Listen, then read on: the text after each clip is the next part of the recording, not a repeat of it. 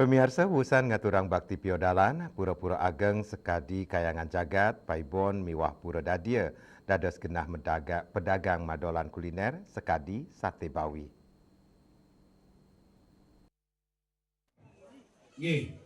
Manut pedagang sate bawi, Ibu Kertiasih, ipun wantah madolan ring jaba pura, ritat kala wenten karya, utawi piodalan kemanten. Piodalan ngicenin selah ipun antuk madolan ring pura. Siki porsi sate bawi, sampun mendaging tipat, kadol kalih dasar tali rupiah. Raris sate bepase, sanerau saking kusamba, talar kadol kalih dasar tali rupiah, sampun mendaging tipat.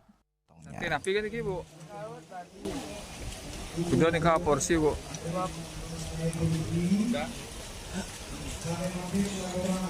Tiap hari madolan iki, Bu.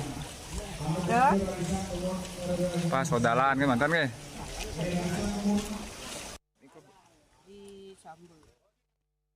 Ibu Kertiasih mausang, tios madolan sate bawi, ipun taler madolan pepes tuna, antuk arga 5 tali rupiah.